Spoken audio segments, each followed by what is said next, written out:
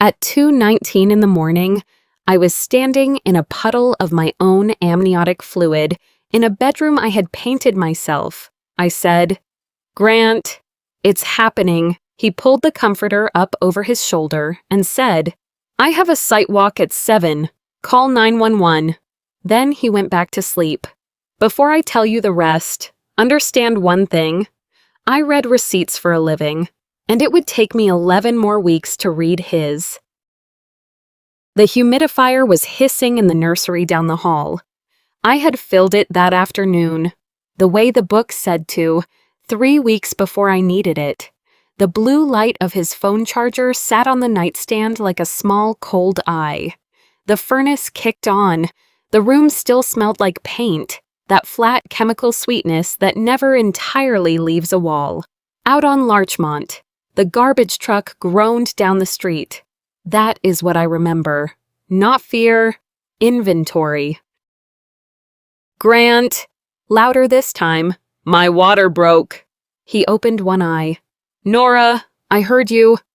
The contraction came across my back first, then around. I put both hands flat on the dresser and waited for it to finish. When I could speak again, my voice came out reasonable. I have thought about that a lot since. "You need to take me to the hospital." He rubbed his face with both hands, like I had woken him about a smoke detector chirping. 4.2 million in roofing at the Bellwether Distribution Center. I've been building that walk for 3 weeks. If I show up at 7 on 4 hours of sleep, I lose the region. I'm scared. That should have ended the conversation. Instead, he sighed. "You've had 9 months to plan for this." And then he said the sentence I would hear a lawyer read out loud in a courtroom 16 months later. "I make $260,000 a year, so you can argue with insurance companies for 18. You do the body part, I do the money part. That was always the deal." Then he rolled over. He actually rolled over. I wish I could tell you I screamed. I didn't. I stood in a wet nightgown, listening to his breathing go slow and even again, while the next contractions started building somewhere under my ribs. For 13 years, I had been translating my husband for myself. He's stressed. He's bad with hospitals. He's frightened of being 46 with a newborn. That night, for the first time, I let the sentence stand there untranslated. "I have a site walk at 7, I called from the hallway at 2:19. Sitting on the top step with my back against the wall, the dispatcher asked how far apart and whether I could reach the front door. Then she asked, "Ma'am, is there an adult with you who can drive?" I looked at the bedroom door, open 4 inches, the blue light still on the nightstand. "There is," I said. There was a pause. A second and a half, maybe just long enough to hear my own sentence come back the way a stranger would hear it. "Okay," she said, and something in her voice had changed. "Unlock the front door and sit down. Help is coming." Ilsa Brandt lived in the brick ranch across from us. 71, widowed 11 years, 30 of them running a school cafeteria, which explained the rheumatoid arthritis in both hands and the opinion about everything. She came outside because she heard radio traffic on the scanner in her kitchen. Slippers, no coat, her purse left on the counter, where it stayed for 6 hours. "Nora!" She crossed the street faster than I had ever seen her move. "What is happening? The baby!" She looked past me, up at the second-floor window. The curtain was open a few inches. "Where is Grant?" I could not make myself answer. Her face did something then that I have not forgotten. The ambulance took 8 minutes. When the medics had me on the cot, Ilsa put a hand on the doorframe to climb in, and the younger one said, not unkindly, "Ma'am, I'm not allowed." She nodded once. She didn't argue. She turned and walked back across the street. Then she backed a 2007 Buick LeSabre down her driveway and followed us 14 miles to Sycamore Grace in her slippers. Ilsa had not driven at night in 4 years. Her retinologist had forbidden it. Headlights came apart into rings, she said later, like streetlights through a wet window. She was in the surgical waiting room, keys still in her hand, before they wheeled me into the operating room. One more thing, because it meant nothing to me that night and everything later. Ilsa's doorbell camera faces our driveway. She has never once figured out how to turn it off. He did not come to the window. I know that because 11 weeks later, I watched 15 minutes of footage with the timestamp burned into the corner. And the only thing that moved on that street was a woman with 2 bad knees, running. Here is the part people get wrong when they hear this story. I did not have my son at 44 because of some last desperate round of IVF. Theo was made when I was 39, 6 years of treatment, 2 miscarriages I still cannot describe out loud, and at the end of it, 4 embryos in a tank of liquid nitrogen at a fertility center on Olentangy River Road. We transferred one when I was 43. I did not buy a single piece of clothing for him until the 28th week. He was born 3 weeks early, the summer I turned 44. My son waited 5 years in a tank of liquid nitrogen. His father waited 9 months for a bonus. There is one more thing you should know before the rest of that morning, and it is the part that still makes my ears go hot. I work in patient financial advocacy. That means when an insurance company denies a claim and sends a family a bill they cannot pay. I am the person who opens the chart, finds the miscoded charge, and writes the appeal. I am good at it. I once got $109,000 knocked off a bill for a man who mowed lawns for a living because somebody had entered the wrong modifier on a surgical code. I had that baby at Sycamore Grace, my own hospital system. Half the nurses on that floor knew my face from the elevator. So when I arrived on a cot at 3 a.m. with no husband and a neighbor in bedroom slippers, it was not a private humiliation. It was a professional one. A woman from billing brought me ice chips and did not ask a single question, which is how I knew the whole floor already had the answer. Theo's heart rate dropped a little after FUM. I remember a nurse adjusting the monitor, then not adjusting it, then reaching for the wall phone. After that, the room filled with people, and somebody said, "We're going now." And somebody else put a clipboard in front of me and told me where to sign. He was delivered by emergency cesarean at 6:41 in the morning. 6 pounds, 4 ounces. When they lifted him up over the drape, he was furious and red and had more hair than either of us expected. Somewhere in that hour, a unit secretary named Angela called my emergency contact 3 times. I did not know that yet. Nobody thinks to tell you that. I lost more blood than they wanted me to.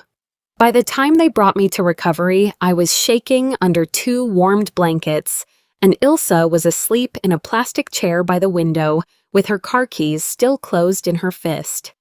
At 12:47 that afternoon, my phone buzzed. Did everything go all right over there? 6 words, no question mark, no call, nothing about his weight, or my surgery, or what room we were in. Over there, like I had gone to a conference in another state. I read it 4 times. I kept waiting for a second message to come in underneath it. The way you wait for the other shoe. None came. I did not cry when I read those 6 words. I opened the Notes app instead. My thumb was shaking. The typing was not. Day 1, 12:47 in the afternoon. 6 words. Yoli Prince had been working nights on that floor for 31 years. She saw the screen and did not ask what I was writing. She said, "Do you want me to note the visitor log?" The what? Every floor keeps one. Who came in? what time they badged. She tucked the blanket under Theo's arm. It's just a record, honey. Records don't take sides. I wrote that down too. Then she straightened up and looked at me the way you look at someone you have decided to tell the truth to. 31 years of nights, she said. People always find a reason not to come. Work, traffic, a migraine. They believe it, most of them. But the woman in that bed remembers the door, and she remembers who walked through it. She nodded toward Ilsa, still asleep, still holding the keys. I looked down at Theo. His whole hand had closed around the tip of my finger, the way they do, without deciding to. For 6 years, I had been afraid of never becoming a mother. That afternoon, I understood that I had spent so long holding my marriage together I had not noticed my husband set his end down years ago and walked off. They kept me for days. That is longer than usual. And it was the blood loss, 2 units, an iron infusion, and a nurse practitioner who came by every morning to look at my color the way you look at fruit. In 5 days, my husband sent 2 messages. Neither one was longer than 10 words. I have both of them in a screenshot folder now, sitting in a subfolder called Week 1, which tells you something about the kind of person I became that month. He came on the 7th day. I heard him in the hallway before he knocked, and I knew it was him because Grant has always walked through a house like he is checking it for damage. He knocked on our bedroom door. My mother keeps asking for pictures. I opened the door 4 inches, the same 4 inches. That door had been open at 2:19 in the morning, and I looked at him standing there in a pressed shirt with no exhaustion under his eyes and no hospital bracelet on his wrist. Pictures of who, I said. His jaw went tight. Don't do that. I let him in. I told him to wash his hands first, and he said he knew how to hold a baby. And I said I hadn't suggested otherwise. He held Theo the way you hold a box marked fragile that somebody else packed, out away from his chest, elbows locked. Support his head. You're supporting his neck. He shifted his hand, already irritated. Theo made a small squeaking sound, the way they do, and Grant's whole face changed. Does he always make that noise? He's 7 days old, Grant. Ilsa was in the rocking chair by the window, folding receiving blankets. She did not look up once. Why is she here? He said. Ilsa looked up then. You had 7 days to be here instead. He turned red. I watched him decide not to answer her, and I understood something in that moment that turned out to be useful later. He still cared very much how he looked in front of other people.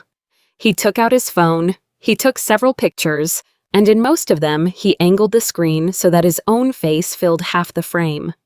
Take one of the 2 of us. No, he looked at Ilsa. She kept folding, so he took a selfie. He posted it that evening. The caption said, "My whole world showed up. 214 likes in the first hour." His mother wrote, "So proud of my son." A man from his regional team wrote, "Natural at it." I turned my phone face down on the counter. My actual world was less photogenic. Around 3 that morning, I sat down on the bathroom floor because I could not remember whether I had taken the pain medication, and the bottle does not tell you, and there was nobody in the house to ask. It was not dramatic crying. It was just water running down my face onto a sweatshirt while the bottle warmer clicked off in the kitchen, and I sat there doing arithmetic about a pill. People ask why I did not file that first week. Here is the honest answer. I had staples in my abdomen. I had lost enough blood that standing turned the edges of the room white. I was feeding a newborn every 90 minutes. And I was on a medication that made me forget whether I had already taken it. You do not file paperwork in that condition. You survive it. Then you file. But I want to be very clear about one thing. The notebook started on day 1. By the end of that first week, it had 4 columns, because 4 columns is what I use at work every single day.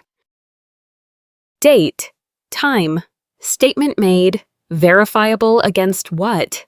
The 4th column is the whole job. Anybody can write down what a person said. The question is always what independent record exists that either agrees with it or does not. A timestamp, a folio, a badge swipe, a mileage log. I did not know yet what I was building. I only knew the shape of it, because it was the same shape as every appeal I had ever won.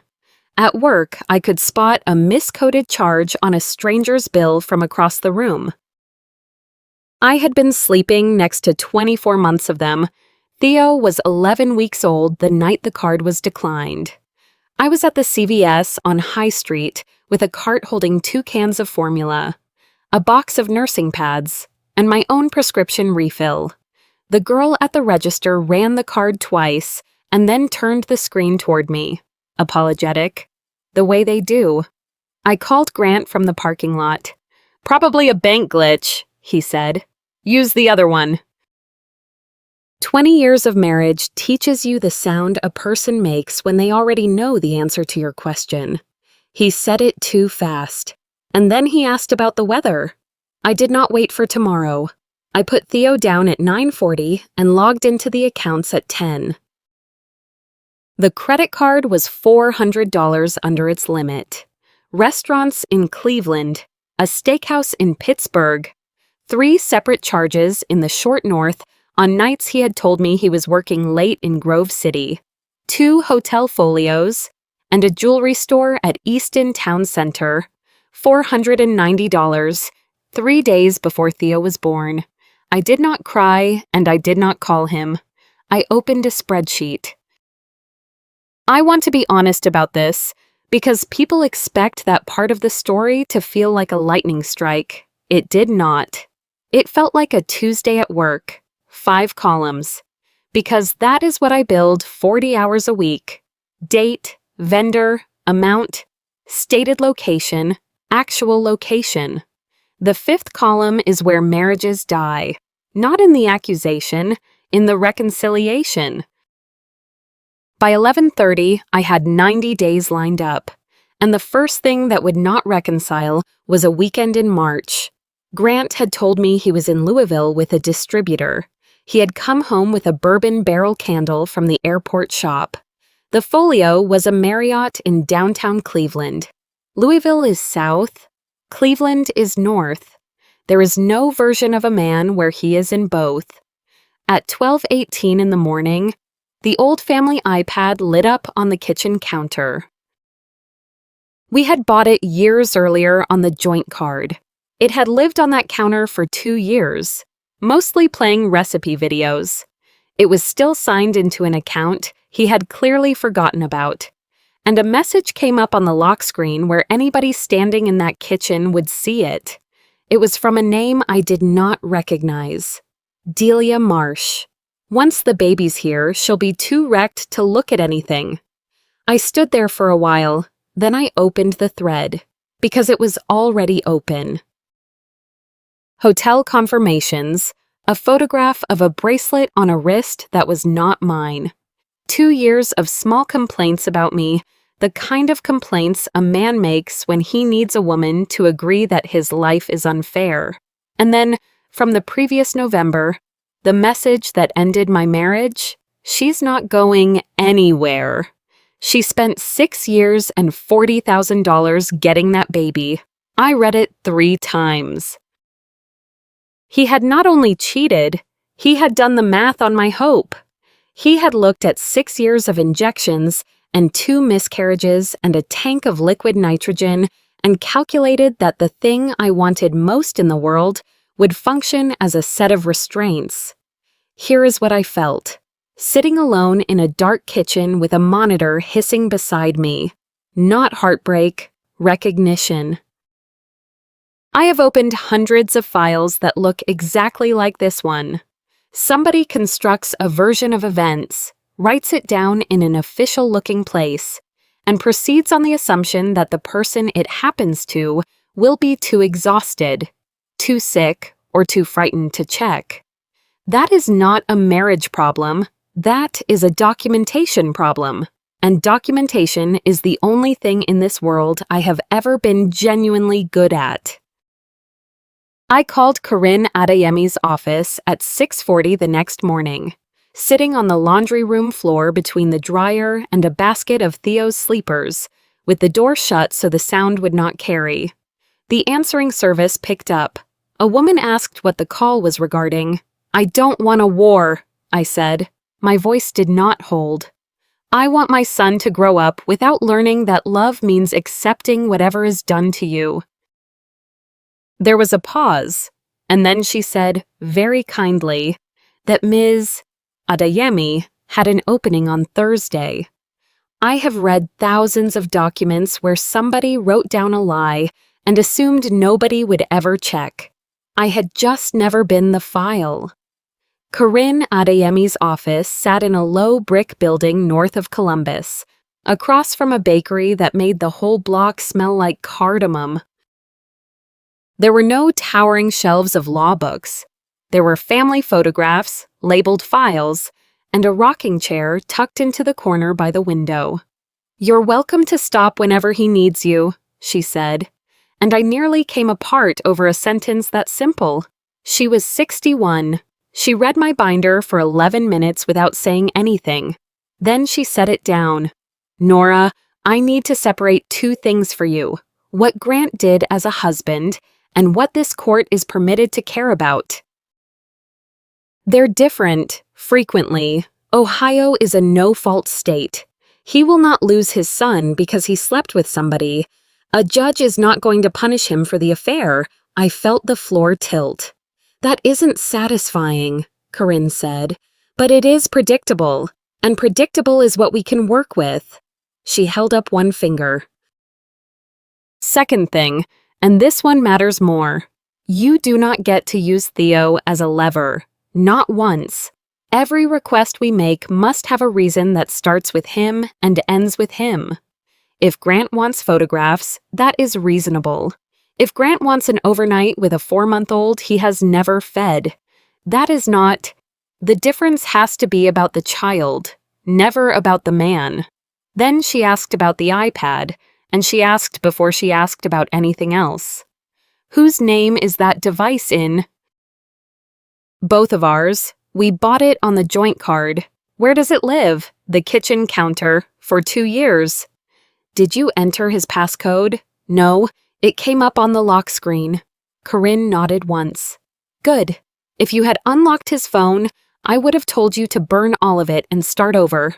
The last thing she took away from me was the argument I had been rehearsing for a month. "I am not going to argue breastfeeding." "But I'm nursing him." "You're supplementing. Opposing counsel will find the formula receipts in 10 minutes. She turned the laptop around. Franklin County's model schedule has a separate section for children under 3. Infants attach through repetition, not duration. Short and frequent beats, long and occasional. That is not my opinion. That is the court's own manual." "So what are we asking for? We are asking the court to follow its own rules. That is all we are ever asking for." We filed 19 days later. Complaint for divorce, ground of incompatibility, temporary custody, a parenting schedule built out of short, frequent visits, and a mutual temporary restraining order barring either of us from transferring, spending, or concealing marital assets. Nothing theatrical, 4 documents. I want to tell you about my mother here, because people assume I had family. June was 72 and 7 weeks into chemotherapy for stage 2 breast cancer. 3 hours north in Toledo. Her oncologist gave her one instruction: she was not allowed to negotiate. Her white count was too low, no newborns. I could wear a mask. Mom. I could stand in the driveway. Mom. One healthy man upstairs, One woman on chemotherapy 3 hours north. Only one of them tried. Grant was served on a Thursday. He came to the house that evening carrying grocery bags, fresh fruit, soup, diapers, a jar of the sweet potato Theo would not eat for another 2 months. If a stranger had walked in, they would have seen a man doing his best. "I thought we could talk," he said. Then he picked up Theo and kissed the top of his head, and then he said the actual sentence. "My bonus lands in March. Let's not rush this. I let that sit between us. Is Delia part of that plan?" His face went through 3 expressions in about a second and a half. I walked into the kitchen and came back with printed screenshots. "You changed," he said. "I was pregnant." "You got emotional. I was carrying your son. You stopped caring about us." "No," I said, and I was surprised by how steady it came out. "I stopped being convenient." 3 days later, he moved $18,400 out of the joint savings and canceled one of the shared cards. The checking account we used for groceries had $214 left in it. I sat at the kitchen table with a calculator and a stack of bills and felt something I had not felt through any of it. Not rage, not grief, fear with a number attached to it. I sold my grandmother's pearl bracelet in February. She wore it every Easter for 50 years. In the only photograph I have of the 2 of us together, I am 4 years old on her lap, and that bracelet is on the wrist across my stomach. The jeweler on Sancus Boulevard gave me $1,850 for it. He was kind about it. He did not ask, which I appreciated more than anything he could have said. I made it to the parking lot before I cried. Not for the bracelet. I want to be accurate. I cried because I understood. Sitting in that car with a check on the passenger seat, that surviving this divorce was going to cost me things that had nothing to do with Grant. He was not going to pay for any of it. My grandmother was. The check cleared on a Thursday. $1,100 went to Corinne's retainer, $400 to the daycare deposit, and the rest to a furnace repair I had been putting off since November. The first warm Saturday in April, I took Theo to the playground at Go Down Park. He was 10 months old and had just discovered that sand exists. He would fill his fist with it, hold it up like evidence, and then look at me to find out what he was supposed to think about it. A young mother sat down on the bench beside me, ponytail, diaper bag with a bottle warmer built into the side. The version of this I had pictured for 6 years. She smiled at Theo. "How old is your grandson?" I did not correct her. I still do not entirely know why. I heard myself say, 10 months. "He's beautiful. My mom takes mine on Tuesdays." She said it kindly. "You must love the time with him." "I do," I said. That part was true. It is the only true thing I said to her. We talked for a while about teething. She was easy to talk to. She had no idea she had done anything at all. And I want that on the record, because she hadn't. She left 20 minutes later. I buckled Theo into his car seat, shut the door, sat down in the driver's seat, and did not start the engine. 4 minutes. I know because I time everything now. Here is what I was thinking about. Not her, not the mistake. I was thinking that when Theo turns 18, I will be 62. When he is 30, I will be 74. That there is a real arithmetic possibility I will never meet his children. Grant never once did that math. Not because he was cruel about it. Because nobody hands a 46-year-old man a calculator. I started the car. In the mirror, Theo was chewing the strap of his car seat, entirely unbothered by any of it. And then I said out loud the thing I had been afraid to say for 10 months. "I am not going to apologize for being your mother." He did not understand a word of it. I did. I never corrected anybody at that park again. Not because it stopped stinging, but because I stopped needing a stranger's permission to be what I already was. There is one night I have not told anybody about. Around 1 a.m, I opened my laptop and drafted an email to the ethics hotline at Ridgeline. I attached 14 files. Subject line: expense report discrepancies, regional accounts. My cursor sat on send. I would like to tell you I stopped because I am a good person. That is not why. I stopped because I was afraid Corinne would drop the case, and I could not afford a second lawyer. I deleted the draft and sat in a dark kitchen feeling like somebody I did not quite recognize. 6 weeks later, the company found it themselves. I did not feel vindicated. I felt lucky. On Wednesday nights that spring, I started going to a support group in the basement of a Lutheran church on Hard Road. 7 women, folding chairs, bad coffee, first-time mothers over 40. Nobody there needed anything explained twice. Tamsin Reyes was 47 with twin girls and a laugh you could hear through the floor. On my second night, she leaned over while the others were talking and said the only sentence from that entire year that I have repeated to other people. You know what nobody warns you about? Not the exhaustion. She tipped her cup toward the room. The math. 7 women in folding chairs, and not one of them asked her what she meant. I brought the statements to Corinne's office thinking I was about to be told I had lost everything.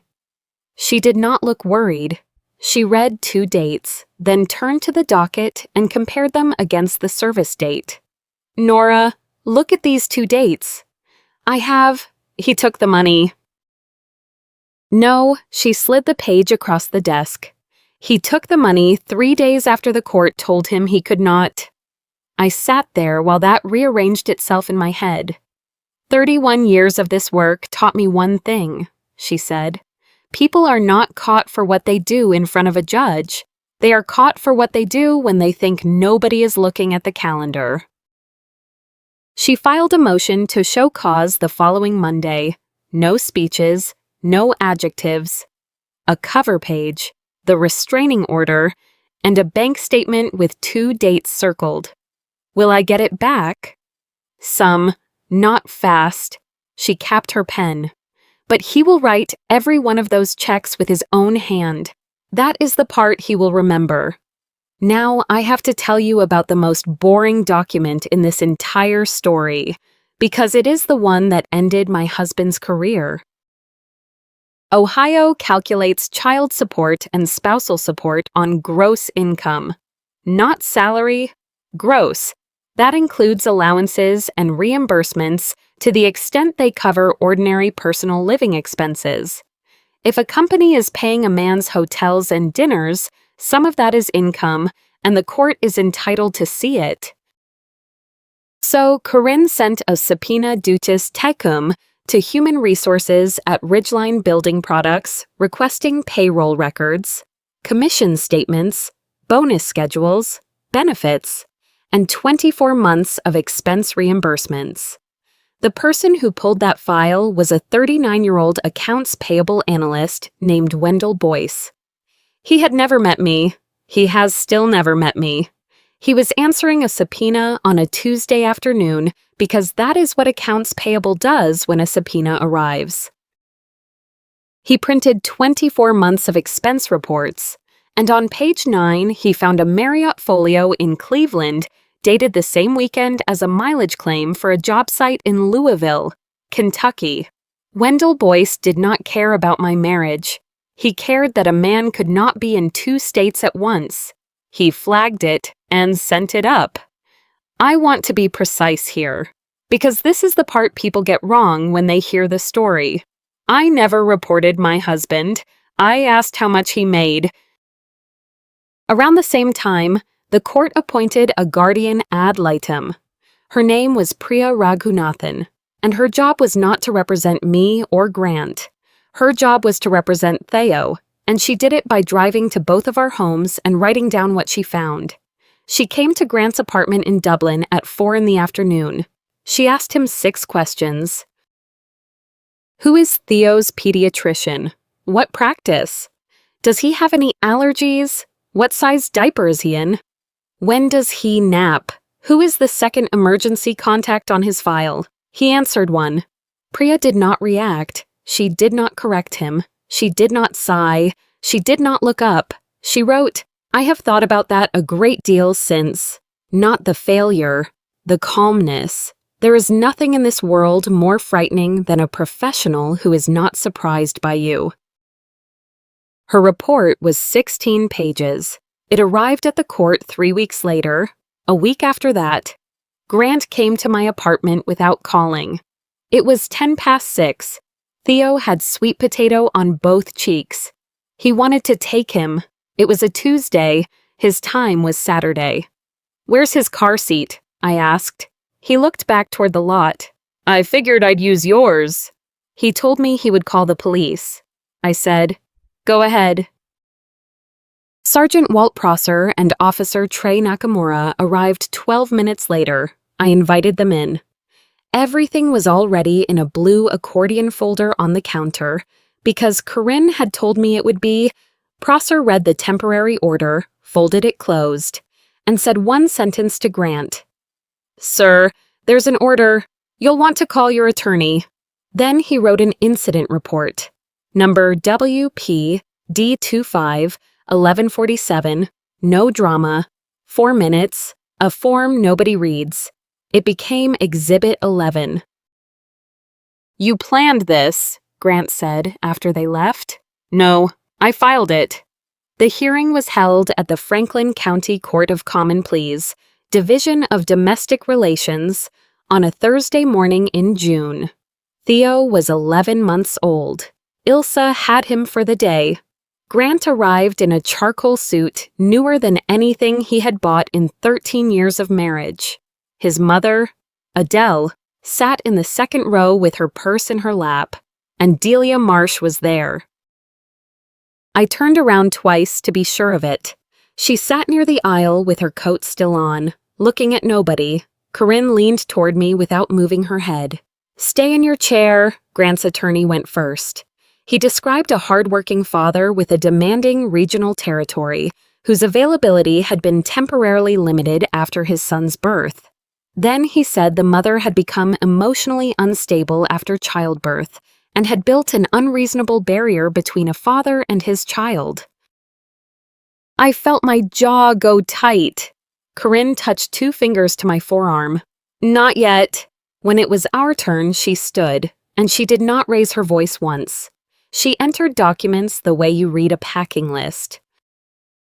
The 911 call placed at 2:19 in the morning, the EMS transport report, the badge log for the maternity floor, days 1 through 7, the 6-word text message, 15 minutes of doorbell camera footage with the timestamp burned into the corner, my daily caregiving journal, Theo's pediatric records, the Guardian ad litem's 16-page report, incident report WPD 25 1147, bank statements, and a reconciliation table of 24 months of Ridgeline expense reimbursements. Not one of those documents was dramatic. Together they were a life. Then Corinne introduced Exhibit 14. It had not come from me. It came back under a record subpoena to the hospital, and a second one to the carrier, on the morning of June 11th, before an emergency cesarean. The charge desk called the emergency contact listed in my chart. That is protocol. Nobody performs abdominal surgery on a patient with significant blood loss without attempting next of kin notification. 6:12, 6:28, 6:35, 3 calls. Corinne laid the carrier log flat on the table. All 3 lasted under 4 seconds. Your Honor, a missed call rings for approximately 30 seconds before it routes to voicemail.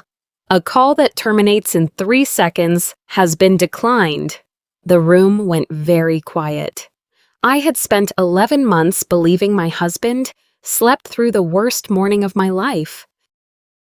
He was awake, he looked at the screen, and he pressed the side button 3 times. I did not cry. I remember thinking, with the flat clarity of a woman who reads documents for a living, column 4, verifiable against what? When Grant testified, he said he had believed the situation was under control. He thought I wanted space. Corinne asked one question. If you believed your wife and newborn son were safe, why did you decline the hospital's 3rd call and then wait 7 days? Silence. No further questions. Sometimes one unanswered question outweighs 20 accusations. Then, she read his income into the record. Base salary.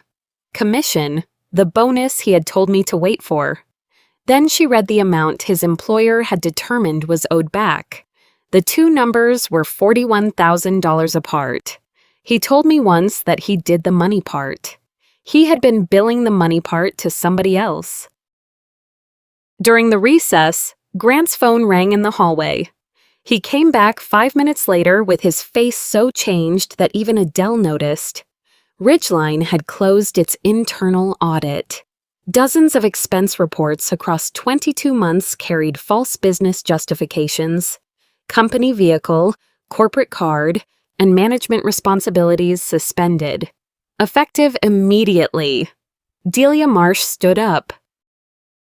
She was not crying. She was there because she had been subpoenaed as a financial witness.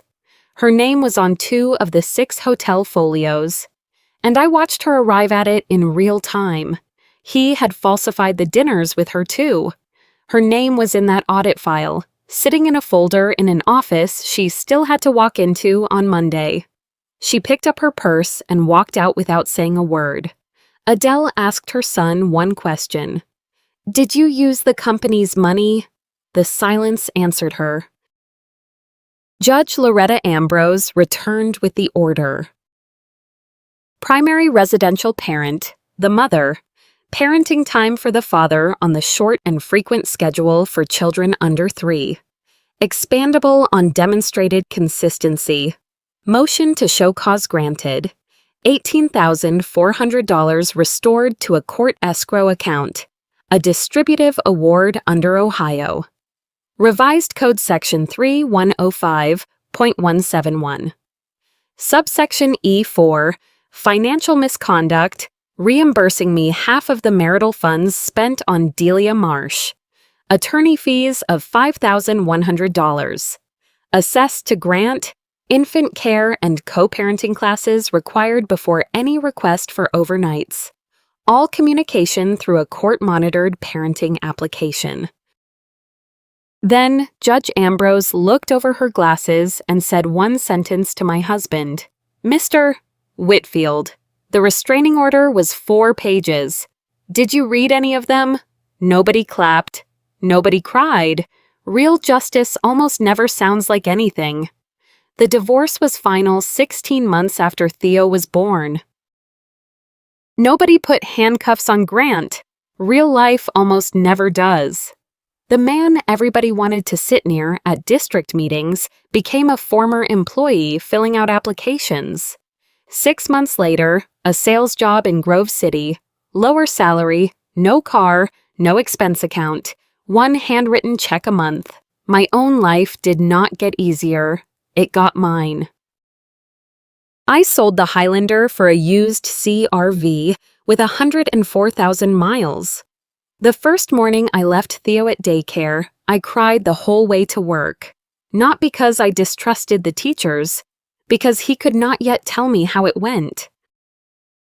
My mother finished chemotherapy that autumn.